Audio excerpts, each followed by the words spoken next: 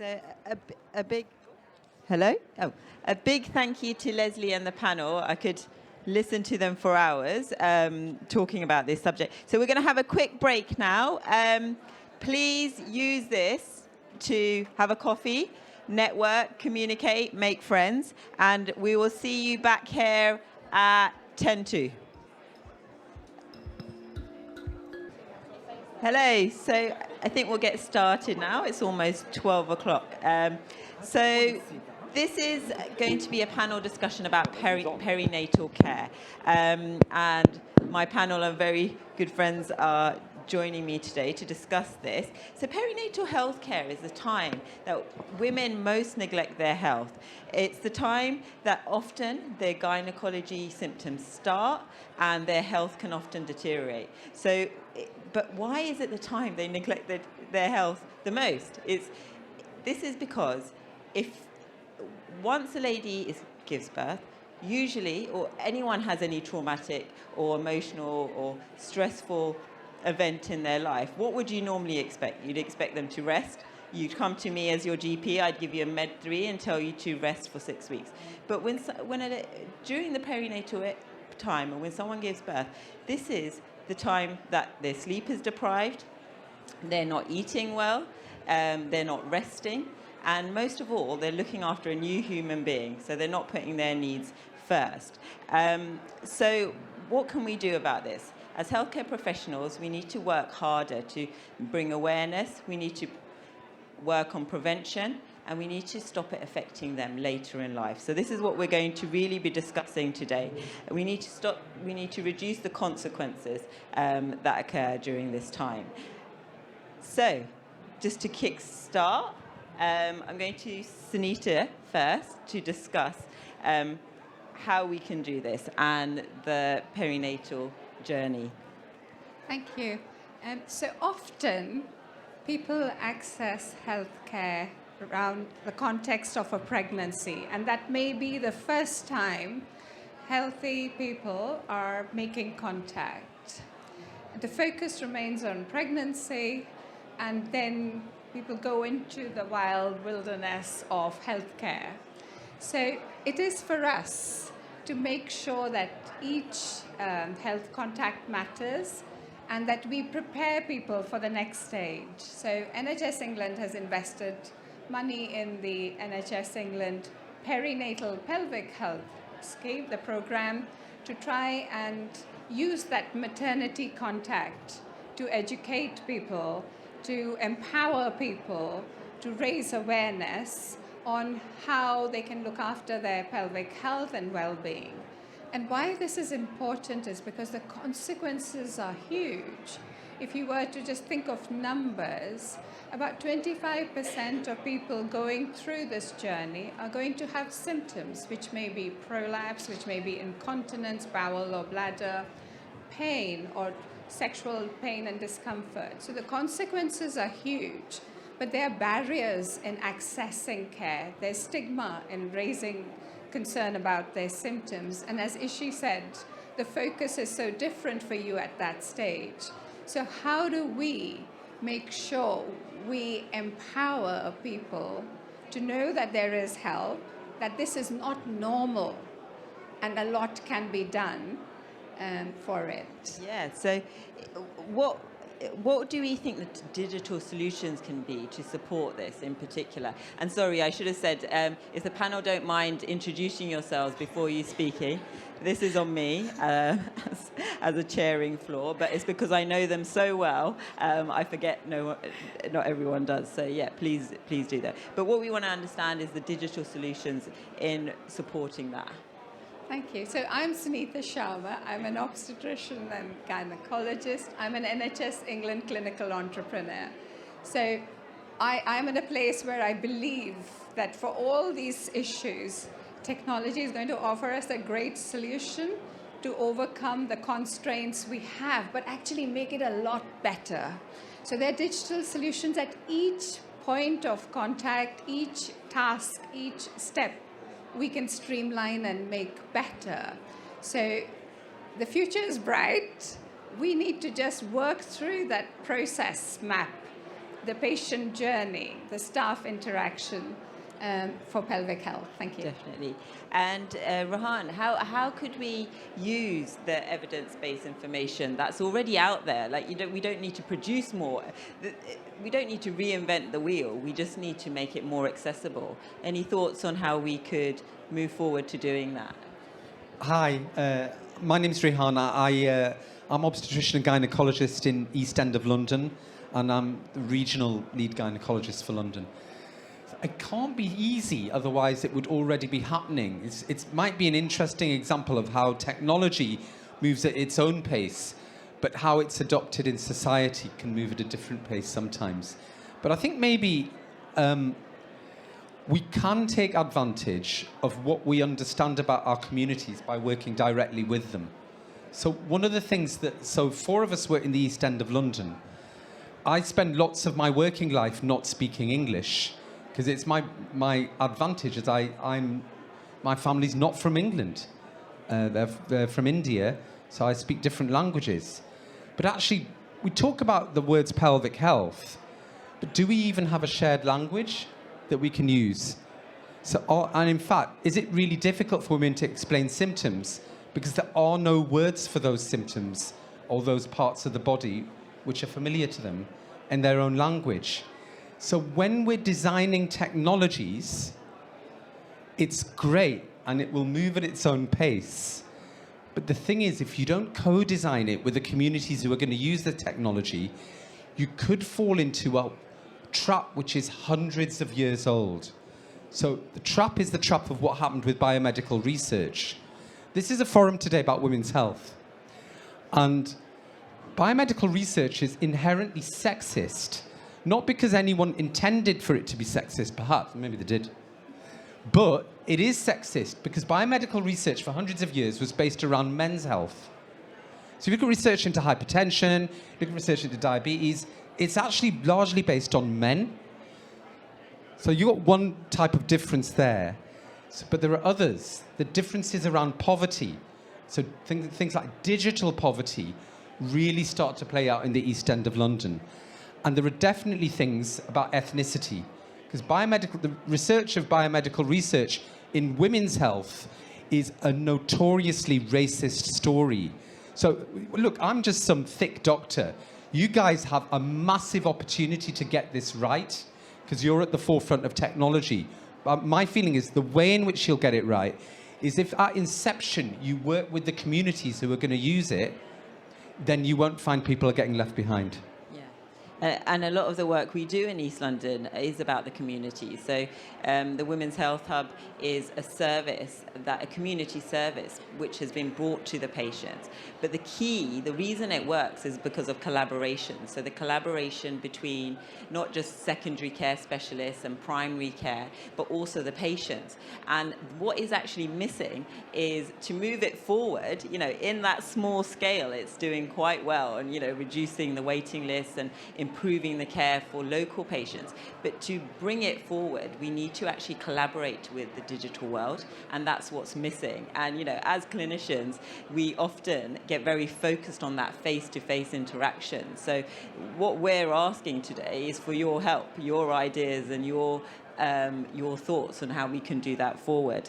But just focusing on the pelvic side of health, because often this is where everything goes wrong for a patient. I've got three children myself, and honestly speaking, that's where my health started to deteriorate. I'm not saying I love them, but well, 2 of them. No, I love all 3 of them. But that's actually where things started to take a turn, really. So what we want to know is how specifically. Small wins are really important. They make the biggest impact. So, I just want to move on to our colleague Imogen to discuss specifically pelvic health. Hi, so I'm Imogen. I'm a pelvic health specialist physiotherapist. So first of all, it's fantastic that I get to share the stage with my colleagues. It's not very often that pelvic health physio gets spoken about very often at these events as well. We do exist, we are out there, we are very shouty, and we're quite happy to get involved with you all as well. So seek out your NHS pelvic health physio and I'm sure they will be happy to give you some ideas on how we can develop these services. I think one of the massive things that I see in my job is I am face-to-face, patient-focused, and seeing a lot of these conditions that are coming in that haven't been addressed properly, that get normalised in society, and then unfortunately end up coming into my clinics with a much, much bigger problem. And I think that's where we need to start. We need to start with sort of raising that awareness with our patients that we do see about what can happen, what we can expect, but actually what services are out there and what can be done to stop this from becoming a 15-year-old history of urinary incontinence because we had children. These are huge, big, again, drains on the National Health Service because we're then getting patients in a much later stage with vastly different problems and needing a lot more intervention down the line. As part of the pelvic health pathway and the perineal bid work that we've been doing, we've been looking a lot at standardisation of care, specifically within the maternity services, and that's kind of where my overlap then comes within the women's health hubs and sort of talking about the education side of things too.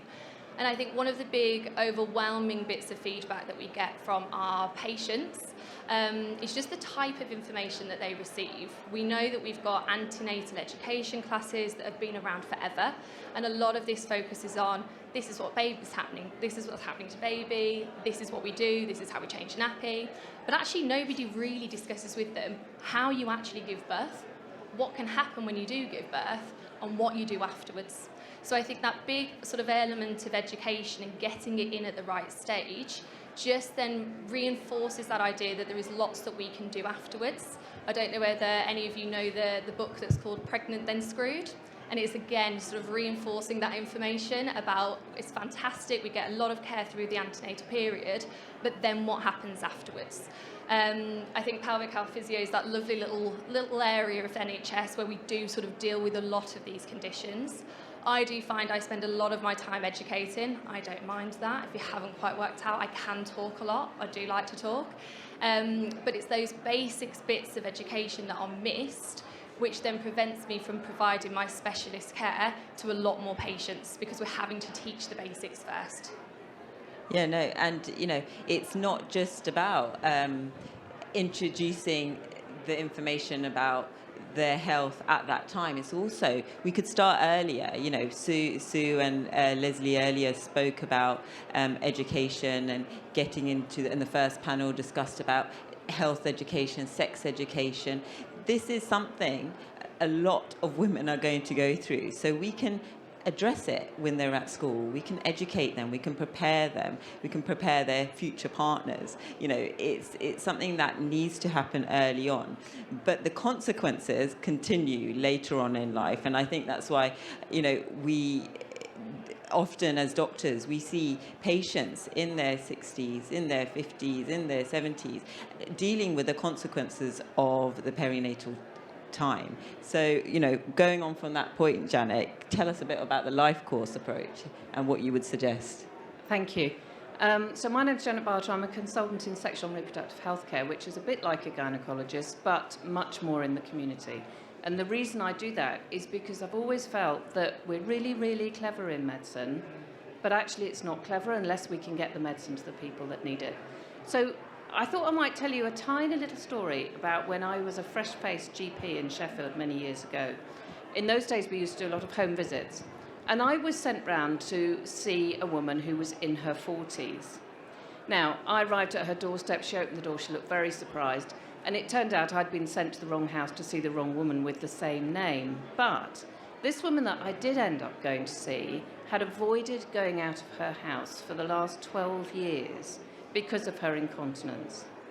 It had completely affected her social life and her children's social lives, but she was too embarrassed to do anything about it. It was not her that had rung the GP to ask for advice. Now, if that woman lived in Tower Hamlets now, where we have our Women's Health Hub, if she went to her GP and her GP referred her in, she would see Imogen, and Imogen would help her. But our dream is more than that. So what I would like is that she might Google incontinence. She might Google, I can't go out of the house because I wet myself.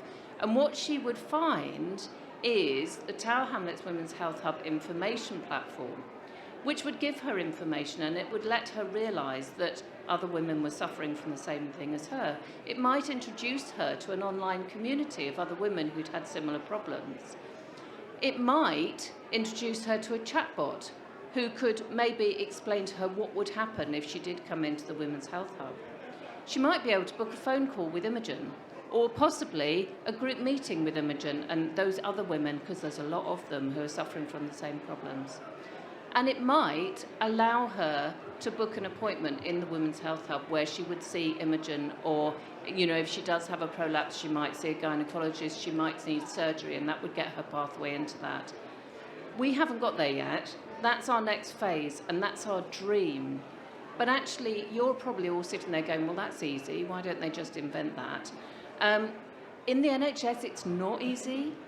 And I think you guys probably do know how to do these things. So this is why we need to work together. And of course, it's got to be there for people who don't find accessing information digitally easy. It's got to be there for people who don't speak English. It's got to be there for people who have other communication problems. They might be deaf, for example. Because the whole point of Women's Health Hubs is to reduce inequalities. And we're part way there, but we're not there yet. Definitely not. So, on that point of inequalities, Rahan, what would you say are the pre-existing inequalities and in accessing healthcare? And do you have a solution? Well, I don't have a solution, but I mean, sometimes these inequalities seem self-evident.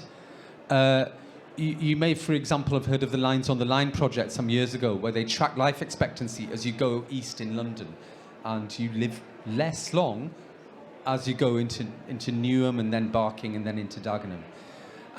But it's not just longevity, it's also quality of life. So Janet's alluded to what this can do to someone's quality of life. And maybe that's a potential way forward, because so we're in a caring profession, so we went into the profession because we care. But actually, I've recognised that there are many competing things in healthcare, and that's why it doesn't always add up. You don't always have the resources to deliver the care that you want. But there is probably an economic argument to think more carefully about something like pelvic health. So if we come back to Janet's advantage, there is an economic disadvantage to the nation if women can't either work or support their children or support the family, because their health problems have restricted them in the household. And that isn't right.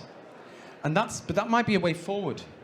Because actually, even if it turned out that the nation didn't care about women, they'd probably care about the economics of it. So I think if we could tie that in together, I think there might be a way to start funding things like this properly. And I think it might come back to the idea of the life course, because as Sunita said, and as Janet said, this is not about childbirth on its own, and it's not about the postpartum period on its own. These problems are lifelong, and events which happen during 15 minutes of pushing will affect the next 50 years of your life. And I think if we can tie all of that together, I think it'll be really great. And I think it offers massive opportunities for a multi-professional approach, maybe in a way which we haven't quite thought about properly yet, linking together healthcare with industry in a different way. Definitely. Did you want to come in, Imogen? I just got past the mic. Okay. So we've talked about the sort of the physical consequences a lot. What about the emotional and the mental health and, the social aspect? How can we address this? Yeah, absolutely. I mean, I feel very privileged in my position. I get a lovely long consultation with a lot of my women, and it normally is because they get referred through with one issue, and then actually as we start having a conversation, they've sussed me out and realised actually, yeah, I do care and I do want to know what's going on. We end up finding there's actually lots and lots of other issues that are then coming into play. Unfortunately, what this does mean that in my 45-minute consultation, the amount of ladies that do end up crying, I do wonder whether it's me sometimes, but I think it is just the release and the ability to be able to speak with someone and chat to somebody about all of these different issues. And it absolutely does have a massive knock-on effect. I'm a classic physiotherapist. I love a bit of exercise. I like going to the gym and going out for a run. If I had a child, because that's absolutely part of my life plan, it's what I want to do, but then was incontinent every time I tried to go into the gym, go and play a bit of netball, socialise with my friends that way, that would have a huge big impact on my mental health. We see it day to day. The patients that are coming through that don't socialise anymore with their friends, they can't speak about it with their families, they end up a lot more housebound. It results in breakdown of marriages, relationship issues. There's a huge, huge, big, wider element of it. I think we all think about, especially postpartum, mental health and the perinatal mental health sides of things, but we've also got to make sure that we are looking after the physical health side of things too, because that has just as much of a huge, big mental impact and an impact on our mental health overall. Yeah, thank you. Sunita, do you want to come in on this? Thank you. I think the setting is right now. Because if you're familiar with the funding, how it used to be acute services and community, and we were competing with each other.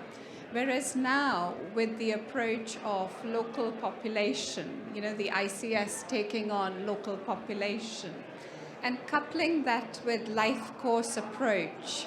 So ICSs are going to be invested in their local population. They're going to want to meet the need of the local population and be able to see the return on investment over the years.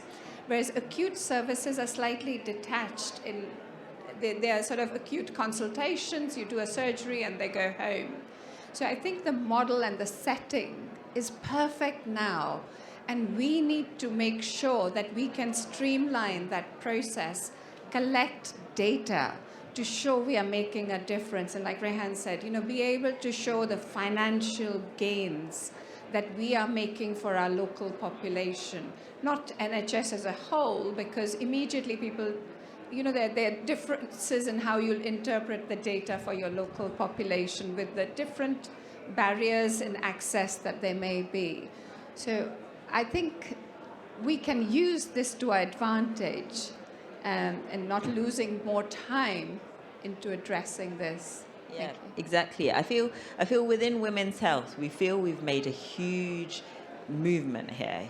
For once, the first time, not for once, just for the first time ever, it's actually a priority. There's a women's health strategy in the UK. There's a push for collaboration. People are taking us seriously for once, that we actually like each other. We do want to work together. Primary care want to work with secondary care. We want to work with our patients. It is very patient-led. So we always say that, the experience, we could train for years, and we have trained for years, but the experience and the knowledge has actually come from being a patient, a service user.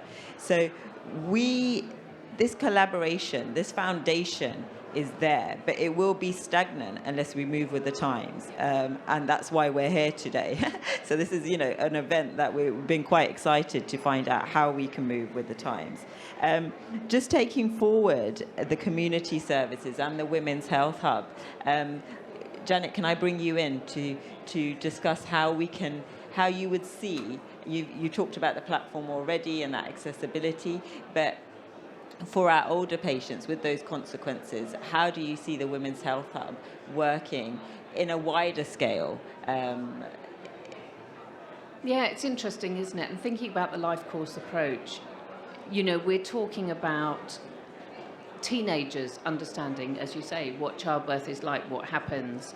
So we're talking about people reaching their older age, their menopause age maybe, already armed with more information. And you would be amazed at how many women are surprised by the menopause. We all know logically that it's going to happen sometime when we're around 50. It happens to 51% of the population. It is being talked about more now.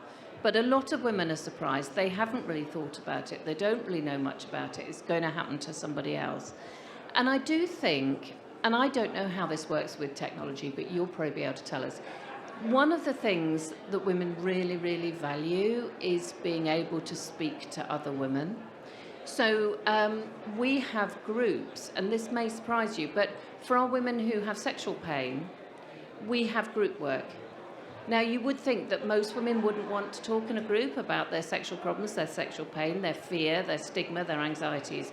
But actually, it's understanding that you're not alone. This is what they tell us, is that the biggest value is understanding that they're not the only one. So I would love women's health hubs to be able to bring women together in communities, you know, to have those conversations. Now, you know, I could go and talk about my sex life with anybody anytime. I'm not going to do it now. But, you know, for some of us, it's quite easy. It's something we've always done. For a lot of women, it's completely impossible. So is that better online? Is it better sitting, you know, in your own bedroom, being able to have conversations about difficult things like sex and incontinence and pain? I think probably for a lot of women it is. And I think we could really do something with online communities, online groups. You know, Imogen can run them. But we've got to have it's got to work. That's the first thing. Nobody, you know, you can't overpromise and underdeliver. If you're going to do it, it's got to work. And it's also got to be sustainable.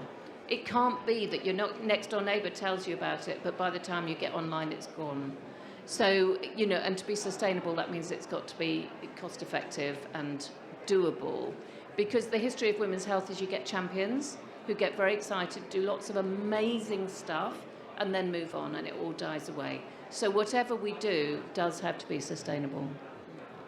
And as you said, there is lots of women's health champions and lots of people doing good work. The problem we often find in the NHS is there's two groups of people doing exactly the same thing in exactly the same area. It's a huge waste of resource. So when it comes to technology and the digital platform, it's not just for patients to access information.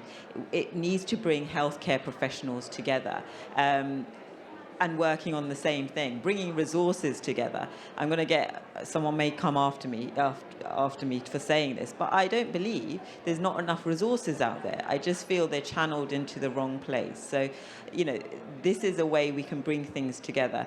Okay, so I want to give the last 10 minutes to asking you all questions and for you to ask us questions. But before I do that, I just want to give a minute to each of the panel to say some final thoughts or ideas or just anything, really. Yeah, so I think it's a really exciting time really to be working in women's health from any kind of a perspective. Obviously, I'm very clinical, but I think all of the new innovation, the new bits of technology are just really exciting to be able to give out to patients. Number one, you've got really receptive people working in the NHS, but our patients want this information. They want the new tech. They want the stuff that's out there. They're constantly asking us for this information. We just don't have that platform yet. Or we're trying to rub our heads together and work out how to do it, but absolutely not one of us is very techy. I think when you look at what's out there as well, it can sometimes be really overwhelming. I know there's about 15 different apps that you can get for maternity nowadays. Some of them have got bits of physio on, not all of them have. Physio have got their own apps too. So there's bits that are out there, but I think we need to just sort of amalgamate it together, get the standardization of the information, so everything we're putting out there is correct, accessible, and the right kind of info for what patients want. Thank you. I don't know that I can do any better than that. It just strikes me, you know, that definition of madness, which is where you keep on doing the same thing and expecting something different to happen. And actually, if we want something different to happen, then we need to do something differently. I think this is very exciting. Oh, we've never been here before. But, but on the stage, my colleagues, one of the things they have in common is their willingness to breach professional boundaries and collaborate with each other because they think that it will make care better. So Imogen and me, until the Women's Health Hub, we'd never worked with each other.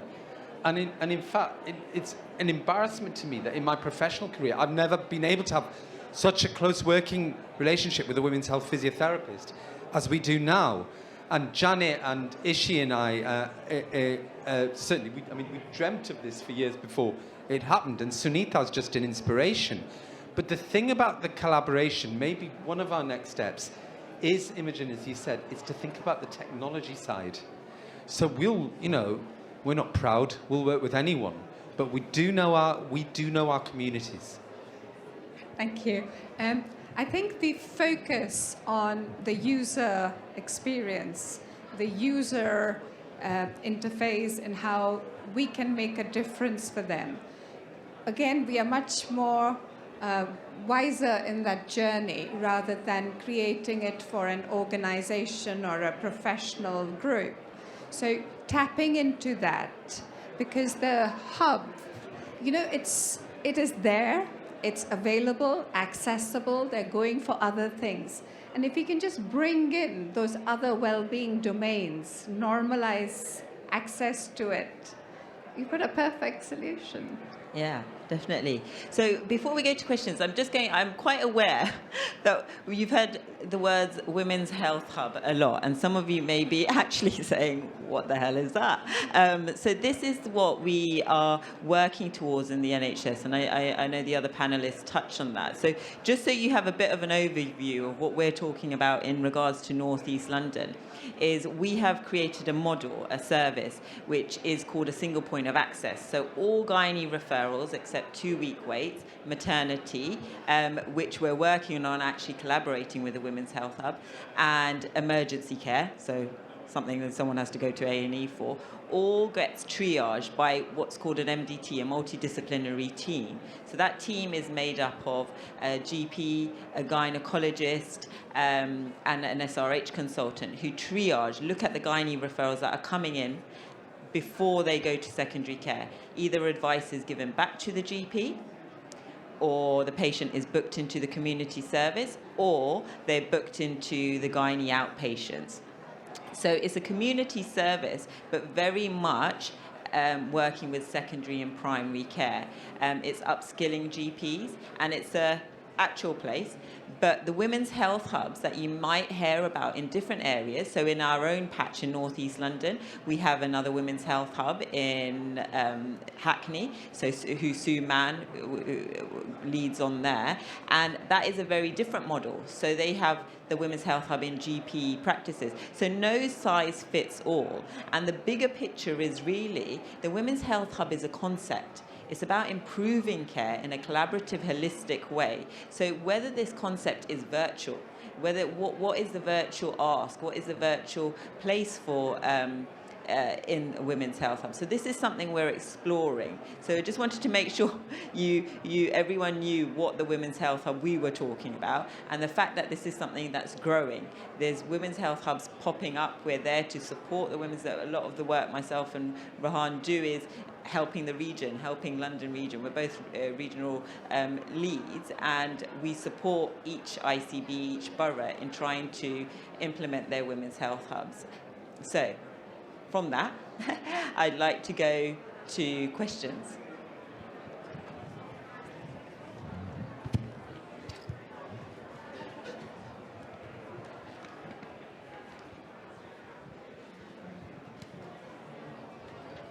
Hi, thank you for this lovely panel discussion. My name is Valerie. I'm a doctor, and I'm also a founder of a venture fund supporting femtech innovations by female founders. We're looking for clinical champions. We're also looking for beta testers. So if you're interested in supporting femtech businesses, please speak to me after. My question is, as a clinician, my question was, firstly, why with the women health hubs are we not letting people self-refer to services similar to IAPT? That's the first part of the question. The second part is, I work a lot with young women. The majority of young women are looking for advice on TikTok as a marketing sort of tool. They're not really going to their GPs, and this is, I guess, why the self-referral question is relevant as well, because a lot of them don't think, let me go to my GP and then have them refer me to these services. They're thinking, let me just look for solutions on social media where misinformation is really rife. So what are we doing to meet the patients or just members of the community where they're at? So I'm going to go to Janet, because you've just caused a lot of excitement by saying self-referral there. So I think you're absolutely right. there's an honest answer, so let's go with that one first. Everything that we do has to be paid for somehow. Now, different women's health hubs in different parts of the country have different funding streams. Ours was about reducing our gynae waiting list, which we have done. There's still more work to go, but what we're doing is we're speeding up the time it takes for a woman to see her GP to actually get some care. I would love women to be able to self-refer. I think it's really important. We don't want to completely de-skill our GPs because a lot of women still want to go to the GP. But I think you're absolutely right. Self-care is important. For some women, getting onto TikTok and finding information which may or may not be correct is really easy. For other women, it's actually really difficult because we're looking at women of all ages. But I think we have to do this. And in my world of contraception, it's something we talk about a lot. We've got to do something about getting better information out there. And if that means that Rehan has to make TikTok videos, well, you know, it's what we have to do. But we want to do it together rather than everybody shooting off and doing things individually.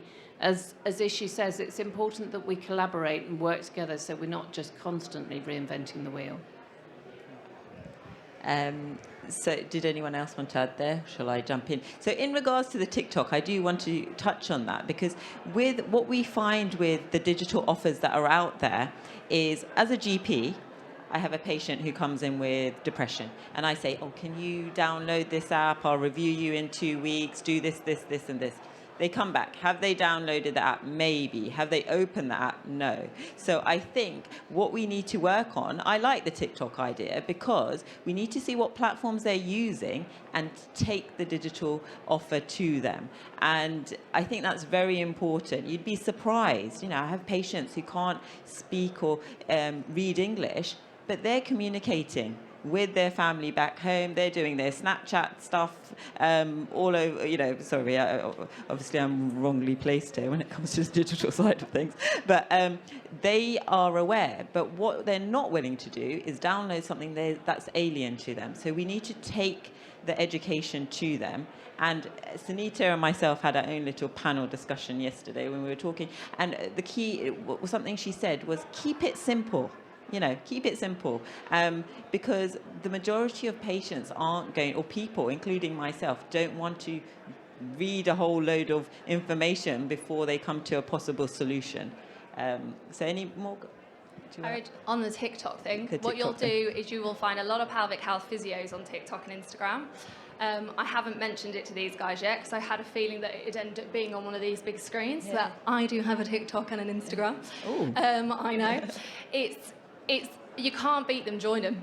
So it's one of those things where I think actually a lot of the information that's on there is a little bit shocking. Some of the stuff that I've come across, my algorithm, you can imagine working in pelvic health is something impressive.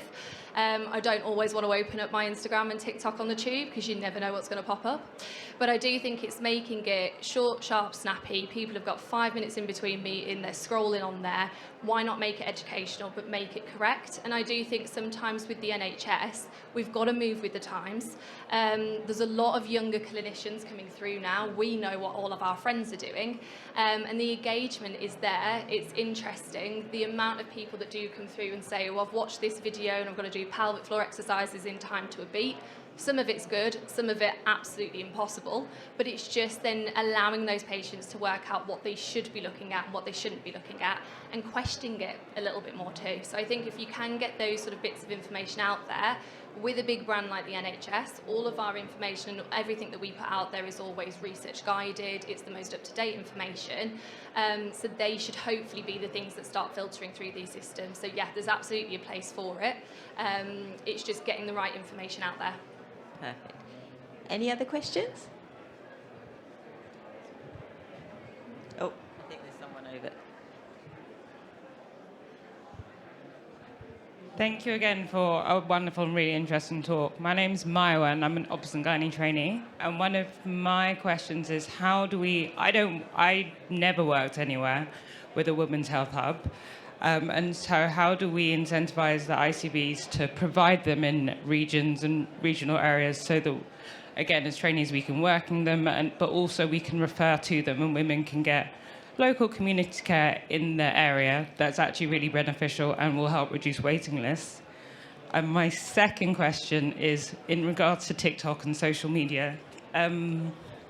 How do we support trainees who actually do want to put evidence-based information out there? Because a lot of the time, deaneries are inhibitory and dissuade people from putting out their information before they become consultants. The second thing is, with the Royal College, how do they help support, again, trainees and consultants who want to publish that information quickly?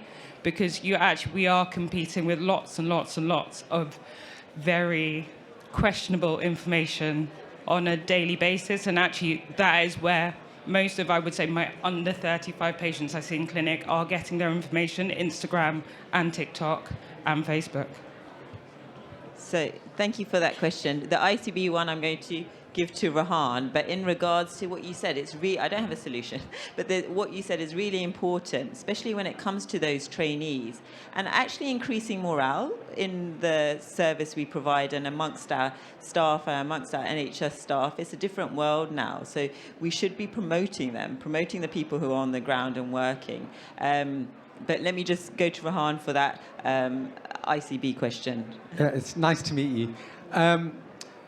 When Leslie Regan entered her role as at the Department of Health, soon after, and in parallel with that, Sue Mann became the National Clinical Director for Women's Health. So between them, but especially Leslie at the beginning, they propagated the idea of disseminating the messages from the National Women's Health Strategy. And the answer for women's health hubs is that there was a financial incentive given to all ICBs. So all of the integrated care systems were given a small startup fund in order to try and roll out women's health hubs. But much more importantly, in order to win hearts and minds long term, each integrated care board was asked to appoint a women's health champion. So actually, if you speak to your local ICB or look on their website, you should be able to work out who the women's health champion is. And they do a lot of things, but a part of what I think all of them do is to try and get within that footprint a women's health hub set up. So they're happening at different speeds, but they're happening. And they will happen really amazingly better if people like you are involved at inception. I mean, I wish we never had a trainee at inception. I wish we had. Definitely. Yeah. Okay. We did have Gabriella. So I'm just going to give the last words to Janet and Sunita, and then we could carry this on. And we actually had lots of questions for you, but we'll have to hunt you down. Thank you. So for your second point, I think your energy and knowledge about current system is vital. But pair up with people who can support you in that. You know, the college may be very keen to support, to get into this media, this place in public-facing media sources. It may be in your own organization. You may find the comms team is very interested in putting out things through different platforms. So, you know, use the clinical expertise, but also your own organization's comm team, the digital team, to create resources, because we all need that. And if it's coming through an organization validated, evidence-based, you may just find more and more of opportunities for different topics also. So do take that forward. Yeah, I was going to say a very similar thing. I think when we think what we have to do is remember the user. Remember, hopefully she's not even a patient yet. Remember the woman out there. Now, when we run health services, we don't all have our independent, separate clinics, so that a woman's got to think, oh, am I going to go there, or there, or there, or there, or there? It would be impossible, even if you're not busy with 3 children. So I think it is important to think, what's it going to be like for that woman? What am I trying to say? Who can I link up with so that it can be validated. I think you'll find your women's health champion through, I think it's www.NHS Futures, and if you've got an NHS Net email address, you can find a list of all of the women's health champions. But I would think about what you want to do on social media. Are you doing it for you? Are you doing it for women? Are you doing it for women who aren't being seen and heard? And you probably are, because there's a lot of those women out there. But I would say the same thing. If it's, join with, I would say this would neither Faculty of Sexual and Reproductive Healthcare. We are looking at our patient-facing work.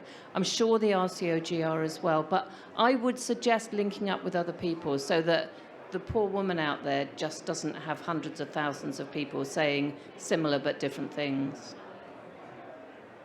Thank you. And unfortunately, we have to wind it up a bit now. So, or whichever. But what I do regret, though, is not scheduling more time for the questions and the interaction with you, because actually that is the key. So note for next year, half of it should be discussing with you, because that's what keeps it moving. We really want to move it forward. But I just want to say a big thank you to my wonderful panel, and we're going to move on to the next panel now. So thank you.